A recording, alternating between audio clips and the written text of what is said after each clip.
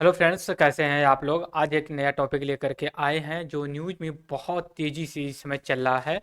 जो news channel हैं उनके लिए एक ब्रेकिंग न्यूज़ की तरह है। कुछ ऐसे भी चीज़ें हैं जो वो अपना मतलब पर्सनल पॉइंट ऑफ व्यू से चीज़ों को हैंडल कर रहे हैं। लेकिन आज यहाँ पे इस टॉपिक को हम अपने पर्सनल इंटरेस्ट की नहीं, यूपीएससी के रिक्वायरमेंट के जो है उसके हिसाब से हम आज डिस्कस करने वाले हैं। अगर आप न्यूज़पेपर को खोलते होंगे या फिर सोशल मीडिया पे जाते होंगे तो इसमें बहुत तेज़ी से जो ट्रेंड करा सीएए, सिटीजनशिप अमेंडमेंट एक्ट को लेकर के बातें चल रही है। 2019 का जो 2019 में पास किया गया था उस समय भी दिल्ली में बहुत बवाल हुआ था। जैसे अगर मान लीजिए कि कुछ ऐसे एरिया में बहुत से राइट्स भी हुए थे।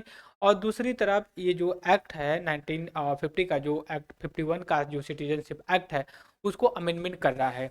तो यहाँ पे सबसे पहले सवाल ये उठता है कि कौन ये इम्प्लीमेंट कर रहा है। तो भारत सरकार कर रही है। तो क्या तब से लेके अभी तक ज़रूरत नहीं थी? 70-75 साल हो गया। उसके बाद देखिए, हर एक पॉलिटिकल पार्टी की अपनी आइडियोलॉजी होती है, विचारधारा के आधार पे वो काम करती है। कहने के लिए चाहे जो भी कुछ कहा जाए, बट इतना ज़रूर जान लिए कि कोई भी ऑर्गेनाइजेशन का एक प्रॉपर अपना एक आइडियोलॉजी होती है। उस आइडियोलॉजी से अगर वो हटती है तो वो ज़्यादा दिन तक सफ़र नहीं कर चल नहीं पाएगी। लेकिन हाँ, अपनी आइडियोलॉजी पे अटल रहे और कुछ समय तक उसको जो है कि परेशानी का सामना करना पड़ सकता है, बट अंततः वो अपनी सफलता हासिल करेगी। एट प्रेजेंट टाइम में भारत सरकार में जो पार्टी है इसमें बीजेपी मतलब राइट विंग पार्टी को इसका नाम दिया जाता है। ये बनाया गया, उसमें बहुत सफ़र किया, लगभग 50-40 सालों तक ये काफ़ी सफ़र किया पॉलिटिकली। बट उसके बाद 2000 के आसपास जब अटल जी आए, फिर उसके बाद 2014 के बाद मोदी आए, तो ये अपनी एक अलग छवि लेकर के आई और पूरे भारत की राजनीति को पलट करके रख दिया। तो कहने का मतलब जैसे सी एस सेंटर दिल्ली है, ये भी अपनी एक प्रॉपर बेस और आधार बना करके सोच करके तब यहाँ पे आई हुई है। तो इसके पीछे यही रीजन है सी एस सेंटर दिल्ली का। हमें कुछ भी सरवाइव या फिर इस तरह का ट्रबल क्यों ना करना पड़े, हम अपनी जिस आधार जिस विचारधारा पे इस इंस्टीट्यूशन का इस्टेब्लिशमेंट किए थे उससे हम भटकेंगे नहीं, भले ही हमें आने वाले समय में परेशानियों का सामना करना पड़े। टीयर सेंटर दिल्ली इस आधार पे बनी हुई है कि करंट अफेयर को स्टैटिक्स के कैसे हम लिंक करें। मेरा जितना भी लेक्चर आप देखते होंगे या पढ़ते होंगे तो आपको एक नज़र आएगी, मैं उसी टॉपिक को टारगेट करता हूं जो हमारे कम्पिटिटिव एग्जाम्स के पॉइंट ऑफ व्यू से इंपॉर्टेंट होते हैं। वो स्टैटिक्स और करंट अफेयर से कैसे लिंक किया जाता है। आज का जो मैं टॉपिक डिस्कस करने वाला हूँ सी ए सिटीजनशिप अमेंडमेंट एक्ट 2019 को हम कैसे करंट अफेयर्स और अपने कॉन्स्टिट्यूशन से जो कि लिंक करेंगे। सबसे पहले तो हमें ये पता होना चाहिए सिटीजनशिप अमेंडमेंट एक्ट 2019 में वास्तव में प्रॉपर क्या है। दूसरी चीज, क्यों लोग प्रोटेस्ट कर रहे हैं। तीसरी चीज, हमारे संविधान में इसका किस तरह से कॉन्फ्लिक्ट देखने को मिल रहा है। तो सबसे पहले मैं यहाँ पे पिक्चर दिखाऊंगा। देखिए, सिटीजनशिप अमेंडमेंट एक्ट 2019 है और यहाँ पे कुछ लोग पोस्टर लेकर के प्रोटेस्ट भी कर रहे हैं विड्रावल सीएए को लेकर के।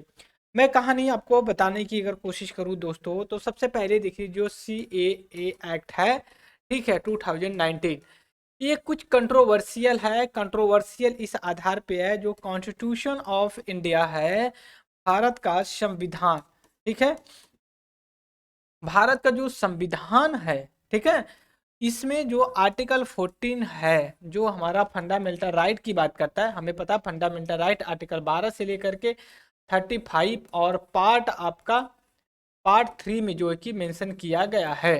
तो जो आर्टिकल हमारे 6 फंडामेंटल राइट है, ठीक है, और साथ में एक हटा दिया गया। और इस समय जो आर्टिकल 14 की बात है, राइट टू इक्वालिटी की हम बात करते हैं।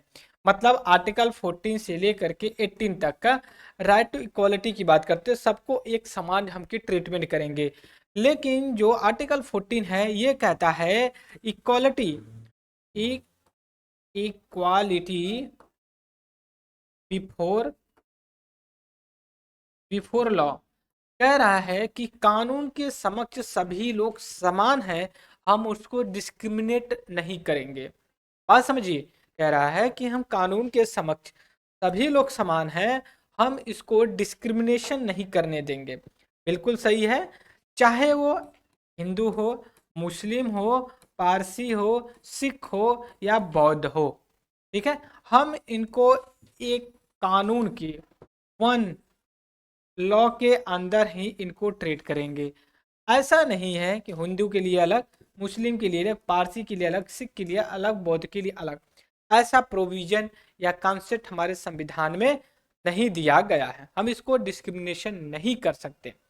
दूसरी चीज ये है, अब कहेंगे कि ठीक है तो अब इसको क्यों बता रहे हो आप? ठीक है, मैं इसलिए नहीं बता रहा हूँ, मुझे शौक लगी हुई है। मैं इस वजह से बता रहा हूँ कि जो सिटीजनशिप अमेंडमेंट एक्ट है, ये कहता है पाकिस्तान, अफगानिस्तान, ठीक है, एंड बांग्लादेश, बांग्लादेश, ये तीन जो कंट्री है वहां से अगर कोई उनके देश का सिटीजन्स, ठीक है, सिटीजन यहाँ का अगर भारत में आता है, ठीक है, भारत में, एक सेकेंड, इंडिया में अगर वो आता है, इंडिया में अगर ये आता है तो हम इसको सिटीजनशिप, सिटीजनशिप किसका, भारत का दे देंगे। लेकिन किसको देंगे ये हमें पता होना चाहिए। एक्सेप्ट, यहाँ पे बात देखिएगा, एक्सेप्ट, एक्सेप्ट मतलब छोड़ के, किसको, मुस्लिम। अगर पाकिस्तान, अफगानिस्तान, बांग्लादेश कोई मुस्लिम व्यक्ति इस्लाम का अगर भारत में आता, हम उसको सिटीजनशिप नहीं देंगे। लेकिन अगर वो पाकिस्तानी हिंदू है, पारसी है, बौद्ध है, जैन है, सिख है, हम उसको सिटीजनशिप एक्ट के अंतर्गत सिटीजनशिप देंगे। तो अब आप देखिए यहाँ पे आपको क्या कॉन्फ्लिक्ट देखने को नहीं मिला है। एक तरफ तो हमारा आर्टिकल 14 ये कह रहा है इक्वालिटी बिफोर लॉ, दूसरी तरफ सिटीजनशिप अमेंडमेंट एक्ट 2019 कह रहा है कि हम मुस्लिम को जो है सिटीजनशिप एक्ट में के अंदर नहीं सिटीजनशिप देंगे। तो ये तो बेसिक चीज़ें हो गई। तो अब हमारे लिए दो चीज़ें और बच जाती हैं। सबसे पहले हमें अब क्या स्टडी करनी है। स्टडी देखिए दो सेक्शन में जाना है। पहली बात सिटीजनशिप अमेंडमेंट एक्ट 2019 को हम करेंगे, फिर उसके बाद आर्टिकल 14 जो है इसके बारे में हम डिस्कस करने वाले हैं। ठीक है, तो सबसे पहले मैं आपको सिटीजनशिप अमेंडमेंट एक्ट 2019 को हम डिस्कस करेंगे। जो मैंने बताया कि नहीं इनको सिटीजनशिप मिल सकती है, फलाने को नहीं मिल सकती है, पहले इसको डिस्कस कर लेते हैं, नहीं तो आप कहेंगे कि क्या मनमन्ना पढ़ाते चले जा रहे हो। देखिए सिटीजनशिप अमेंडमेंट एक्ट 2019, ठीक है, यहाँ पे कह रहा है 2019, ठीक है। अब सॉरी मैंने 51 बोल दिया था, लेकिन ये सिटीजनशिप एक्ट 1955 को अमेंडमेंट कर रहा। पहली सवाल तो यही बन जाता है, कौन सी पहली चीज। दूसरी चीज, इस एक्ट का एम क्या है ये पता होना चाहिए।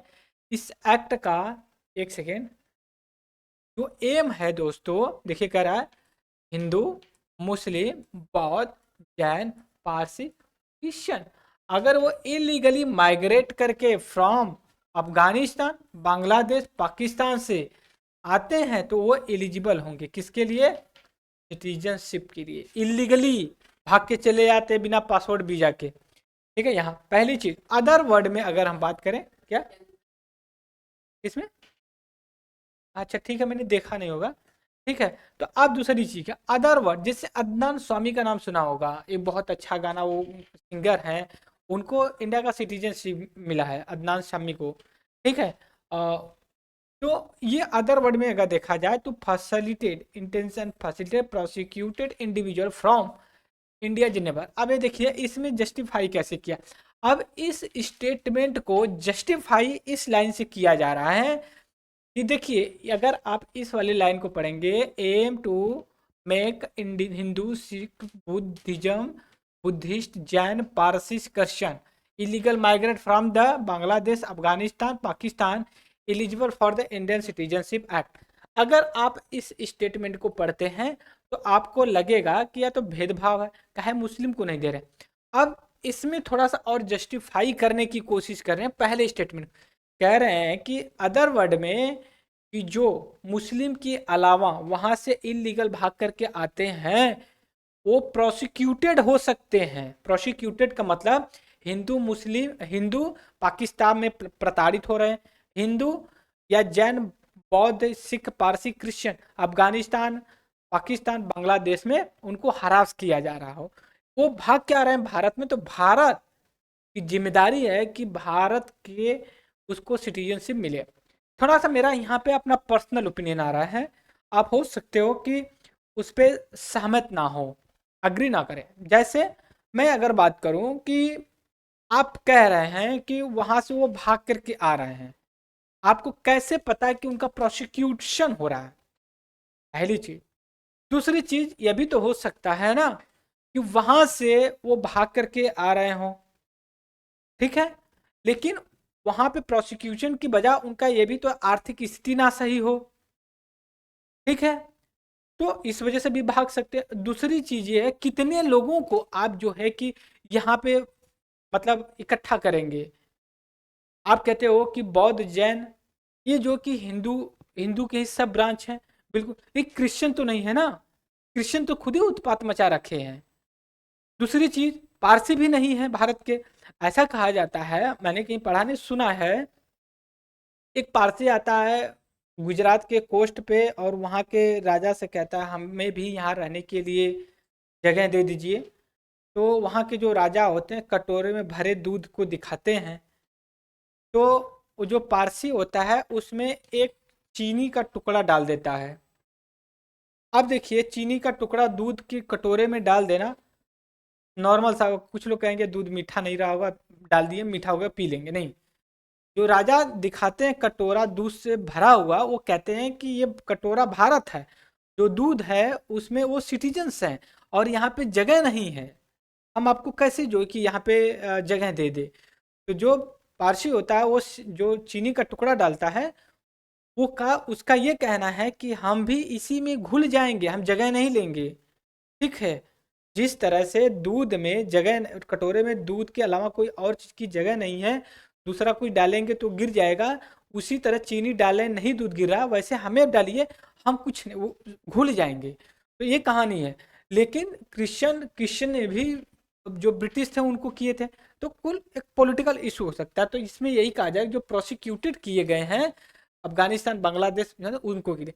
अब देखिए अब की प्रोविजन की हम बात करते हैं, बिल जो अमेंडमेंट करता है 1955 के, जो प्रोवाइड करता है mention religious communities from the specific country whose enter India India on और बिफोर 31 दिसंबर 2014, ये जो डेट रखी जाए इस पे भी बड़ा controversy. It will not create as a illegal migrant before, on and before मतलब जो भाग के आए हैं 2014 से पहले, 2014 तक, दिसंबर 31 दिसंबर 2014 रात को 12 बजे तक जो आ गया, उन्हें पता चले कि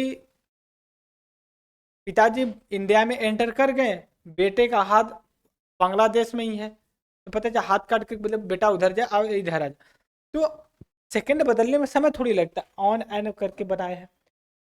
दूसरी तरफ ये है तो avail the benefit they must have the exempted from the foreign act 1946 and the password entry, ये इनको एग्जम्पशन मिला हुआ है भारत सरकार सेंट्रल सरकार से, foreigner act 1946 and the passport entry into India act 1920 से। जो 1920 act amends the foreigner to carry password while the 1996 regulate entry part. अब आते हैं citizenship by registration at naturalisation.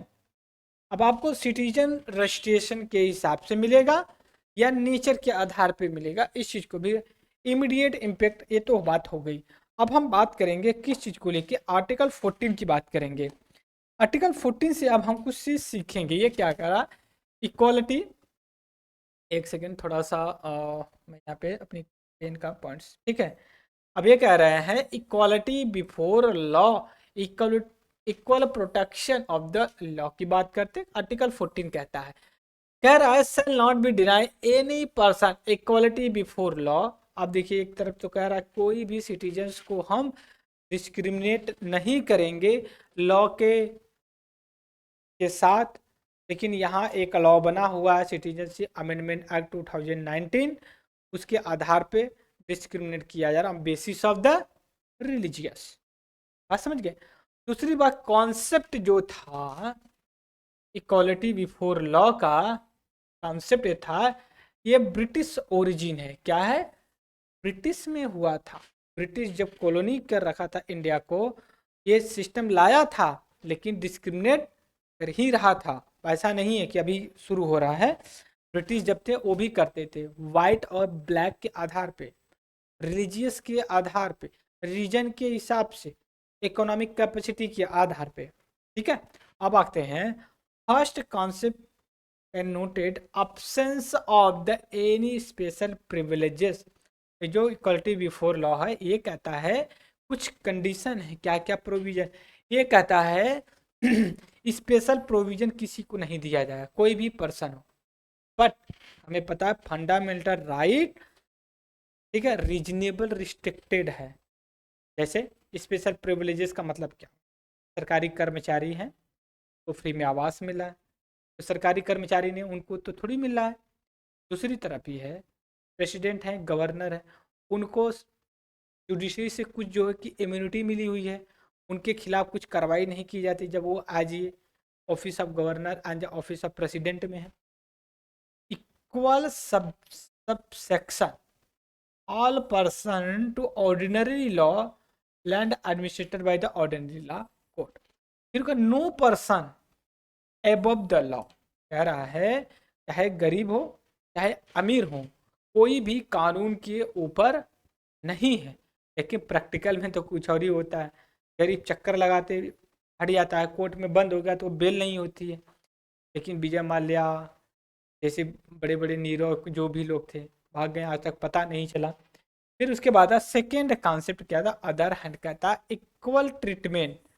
Equal treatment होगा अंडर द इक्वल सर्कमस्टांसेस।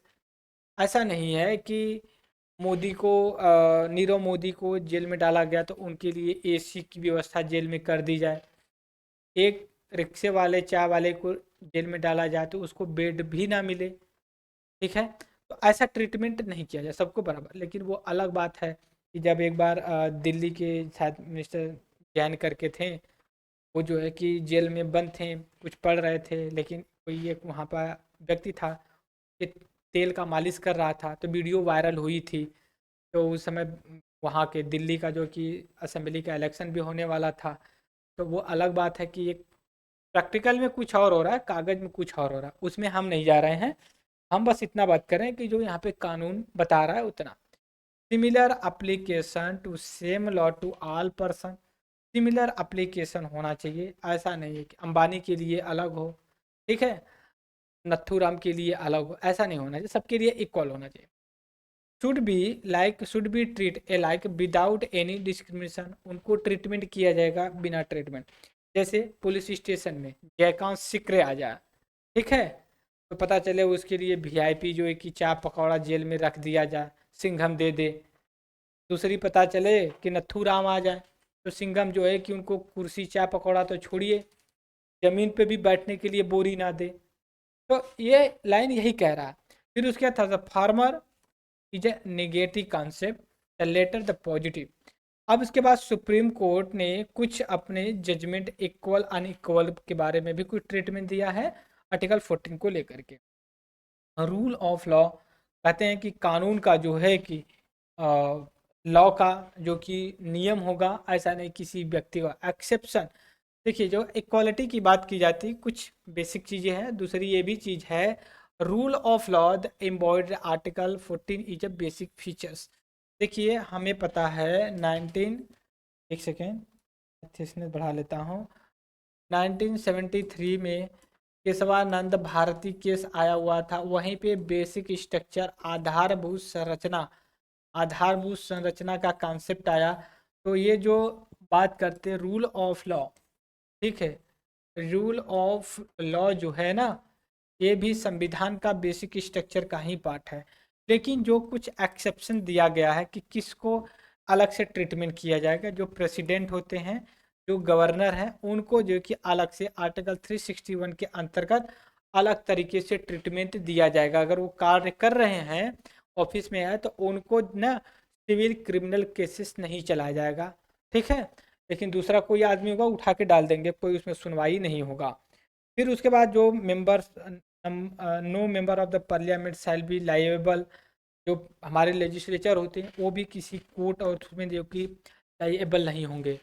फिर कुछ अलग अलग की जो चीज़ें हैं उनको दिया गया है स्पेशल स्टेटस। अगर नेट सेल में अगर हम बात करें तो इस हिसाब से हम बात कर सकते हैं कि जो ये यूनिवर्सल नहीं है, इक्वलिटी बिफोर लॉ।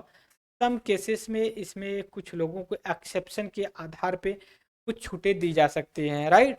तो मैंने बात करने की कोशिश किया कि मतलब क्या क्या हम बात करें हैं। हमने कहा कि जो ए है और आर्टिकल जो हमारा कॉन्स्टिट्यूशन का 40 है, इसको लिंक करके हम डिस्कस करने की कोशिश किए हैं। तो आज के डिस्कशन में इतना रहेगा। कोई इसमें डाउट्स हो तो आप कमेंट में ज़रूर डालिएगा, हम एक्सप्लेन करेंगे। और मेरा इंटेंशन किसी को हर्ट नहीं करना है, मेरा बस इंटेंशन इतना है कि जो चीज़ें इसमें लिखी उसको सिंप्लीफाई करके आपके साथ डिलीवर करें। तक के लिए thank you for the discussion.